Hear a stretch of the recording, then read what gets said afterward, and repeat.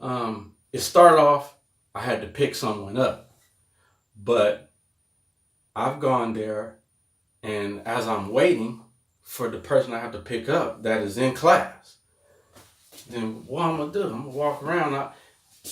I go, I sit in a class because I also heard something one time on television, in that there was a person who was going to Harvard, and he actually was not a student, but he would just walk into the class, sit in the lecture, and listen and take notes.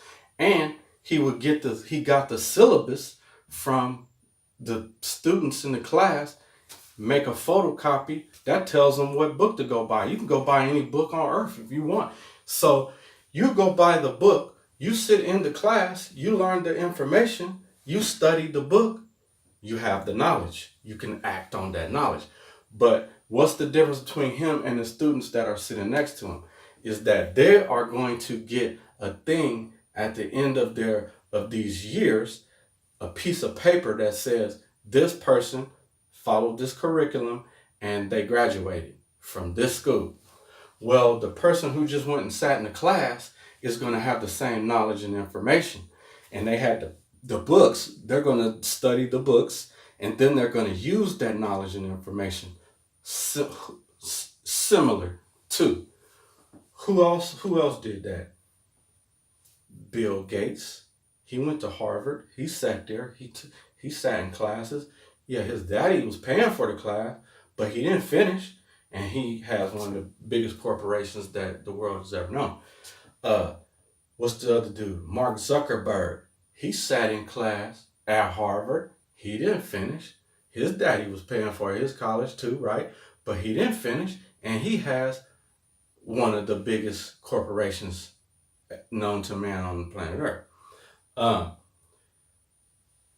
uh, what's his name? Steve Jobs. He went to Stanford, right? He sat in the class. He didn't finish. He created the biggest corporation on planet Earth ever known to man. So I'm telling you that it's the do, it's what you do, it's the action that is going to utilize that information. So if what you're going to do with that knowledge is present the paper to an employer and say, hey, it's official. I have this knowledge in my head. Let me push these levers for you. And that job says, okay, you can come push these levers. We'll give you X amount of dollars per hour to push those buttons. And then you say, okay, and you do it. Whereas the person who was in that class with you, who may have a degree or may not, they're going to use that information that they gathered and they're going to go out and do something. So that's what I'm saying. I will steal information. I will steal education. And then I'm using that word steal because I look at it like this. Man, I get mad when somebody tell me, who's telling me this one. If I hear you say this, I'm not college material, or college ain't for everybody. Shut up. That's how I feel about that. That's ignorant. That's an imbecile to say that. For one, what it is somebody who ain't never been to college. The only people who going to say that are people who ain't never been to college. College ain't for everybody. Yeah, well, who is it for? Who is for? Man, let me tell you this, and anybody who went to college know this. Man, it's dumbasses sitting in class, and they sit there and they just sit there and they listen, and then when it comes time to take the test, they do their best and they do all right or they don't. But these dumbasses just sit in class. They do the best they can. They do their work. They do a little bit and they graduate. So stop talking about college material. And then talking that college ain't for everybody. No, actually, it is for everybody. College is for everybody. And then, what? So this will make me so mad about it. Do you recall in American history, there was a point in time where if I had a book, the whole society would want to kill me for reading a book. They would want to kill you for reading a book. So that makes me think like, well, damn, what's in a book that will make a whole civilization pick out an individual population, as it would be dangerous if we let that population acquire knowledge from a book. Hey, just that right there is, I mean, I'm shaking almost just to think about that. You mean to tell me that it's a concerted effort from an entire country's population to make sure that you don't read a book, because the information in that book could free you in some sort of way, could turn the tables against your oppressor. What? That make me rush to a book. I'm like, what book can I get next? Give me a book, man. So just that, I had that information when I was a little kid. That came to my knowledge, to my awareness, that at some point in history, for an African American to read a book was a crime, was a serious crime that people could be punished for, could go to jail for even helping me get a book. And so my mother and father had a little bookshelf filled with encyclopedias. You know, back in the day, they used to come out door to door trying to sell encyclopedias. Well, they had bought some of that. We had encyclopedia. We had like a science encyclopedia, and then like just a bookshelf that was full of good stuff like that. And so when I learned that it was illegal at some point to educate African Americans, I was like, oh, let me go over here to these encyclopedias that's dusty. I'm finna get in this. I gotta learn this. And so I just, just reading the dictionary. I was like, I heard that I think I heard Malcolm X read the dictionary. I was like, let me try that. Just reading every word. That was too boring.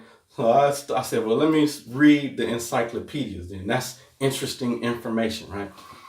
So from that standpoint right there, I'm pursuing education with a vengeance, and I don't care nothing about what it costs, because for one, I'm only engaging in it because I feel that I can I can multiply this education way beyond what it's gonna cost me. So I don't care nothing about how much an education costs. And then check this out. You say, well, you can't get rid of that. You can't get it all. You can't, they're gonna always be, you're gonna always have this bill. Man, I don't care about that. Check this out. The government, a creditor, anybody, especially education. All right, if I'm not paying you for my student loan, which went into default before, I can tell you that story too. I got it out. I'm good right now. But let's say I refuse to pay. What they gonna do? Keep coming at you talking about pay us our money, pay us our money, pay us our money. That's all. They cannot repossess the information. It's too late. I already got it. I already have the knowledge. So this long rant that I'm telling you this about, I'm just giving you my opinion on these factors why I don't care nothing about this old concept of education costing too much, student loans costing too much, and the different ways in which you need to don't go to these universities and all this here. Man, don't listen to that. Any way that you gonna get knowledge in your head is the way you should get knowledge in your head. I don't care what it costs. If Harvard told me, hey, you can come over here and if I thought Harvard had the most top notch, top level information that I can access, and if it was the information that I need to get my goals accomplished, if they told me, hey, we'll do that for you, it's gonna cost you $1,000,000. Give me the paper. So I'll sign that. Cause first of all, once I get the knowledge, the takeover is going down. And so if I got the knowledge, hey, man, I don't care what it costs. I'm gonna parlay that. So what you're saying when you say, "Oh, the student loan is gonna be too high," so you're counting yourself out. You underestimating yourself again. So you saying that, well, damn, I'm only gonna be able to get a little punk ass job. How I'm gonna pay that back? Well, why are you doing it then? If you're gonna get it, if your goal is that little punk ass job, why are you pursuing education anyway? Don't pursue education for a job. When I say we, I'm talking about the community. And when I'm saying we, in this specific sentence, I mean the African American community. We don't have no time for wasting around with people who only want to do a job. You only want to go over there and work for this guy, for that company, for that corporation. Nah, man. Now, I want you to, I'm not saying I don't want you working for that corporation. I'm saying that shouldn't have been the reason why you went to school.